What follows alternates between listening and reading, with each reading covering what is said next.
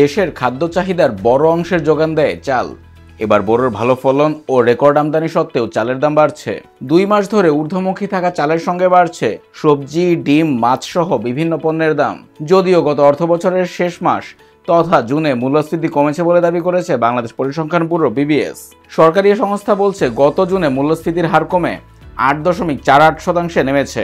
একই মাসে খাদ্য মূল্যস্ফীতি কমে হয়েছে 7.39%। খাদ্যপণ্যের দামের ঊর্ধ্বগতির পরও BBS এর মূল্যস্ফীতি কমার তথ্যে বিস্ময় প্রকাশ করছেন বিশেষজ্ঞরা।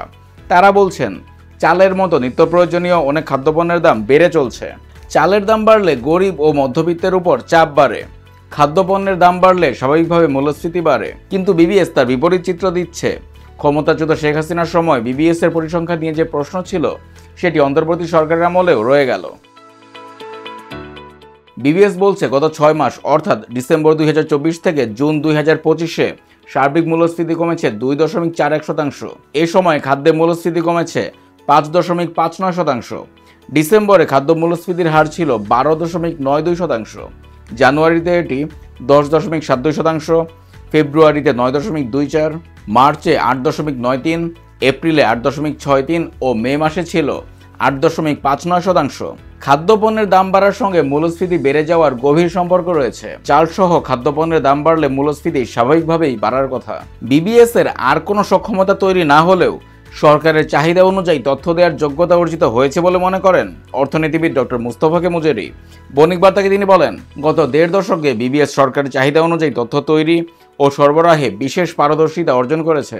আমরা দেখেছি, অর্থনীতির খারাপ অবস্থা সত্ত্বেও সরকার GDPর প্রবৃদ্ধি 8% নির্ধারণ করলে BBS সেটি প্রমাণের তথ্য উপাত্ত হাজির করত। আবার জিনিসপত্রের দাম ঊর্ধ্বমুখী হওয়া সত্ত্বেও সরকারের ইচ্ছার বহিঃপ্রকাশ ঘটিয়ে BBS বলতো মূল্যস্ফীতি 5% সীমাবদ্ধ রয়েছে। গণঅভ্যুত্থান পরবর্তী বাংলাদেশেও BBS আগের মতোই তথ্য উপাত্ত তৈরি করছে বলেই মনে হচ্ছে, কারণ সংস্থাটির দাবি আর বাজারের পরিস্থিতি একই কথা বলছে না। চাল সহ নিত্য প্রয়োজনীয় পণ্যের দামে ঊর্ধ্বমুখিতা সত্ত্বেও মূল্যস্ফীতি কিভাবে কমল সেটির ব্যাখ্যা চাওয়া দরকার। এদিকে চালের দামের সঙ্গে সঙ্গে বাড়ছে সবজির দামও। গতকাল বাজার ঘুরে দেখা যায় প্রায় সব ধরনের সবজির দাম কেজিতে 10 থেকে 20 টাকা বেড়েছে। গ্রীষ্মকালে সবজির দাম স্থিতিশীল থাকলেও বর্ষার শুরুতে বাড়ছে।